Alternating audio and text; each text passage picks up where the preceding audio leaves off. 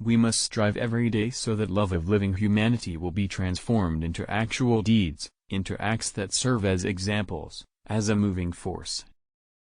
Every person has the truth in his heart.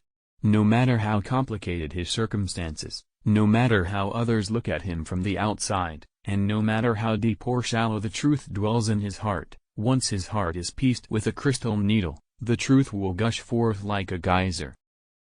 Where a government has come into power through some form of popular vote, fraudulent or not, and maintains at least an appearance of constitutional legality, the guerrilla outbreak cannot be promoted, since the possibilities of peaceful struggle have not yet been exhausted. And then many things became very clear.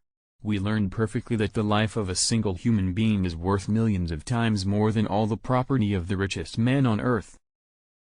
Democracy cannot consist solely of elections that are nearly always fictitious and managed by rich landowners and professional politicians.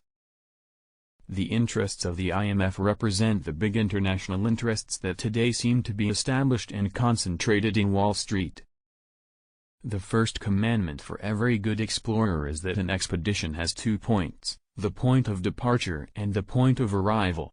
If your intention is to make the second theoretical point coincide with the actual point of arrival, don't think about the means, because the journey is a virtual space that finishes when it finishes, and there are as many means as there are different ways of finishing. That is to say, the means are endless. To send men to the firing squad, judicial proof is unnecessary. All these procedures are an archaic bourgeois detail. All this is a revolution. And a revolutionary must become a cold killing machine motivated by pure hate. The stars drew light across the night sky in that little mountain village, and the silence and the cold made the darkness vanish away. It was, I don't know how to explain it, as if everything solid melted away into the ether, eliminating all individuality and absorbing us, rigid, into the immense darkness. Not a single cloud to lend perspective to the space blocked any portion of the starry sky. Man truly achieves his full human condition when he produces without being compelled by the physical necessity of selling himself as a commodity.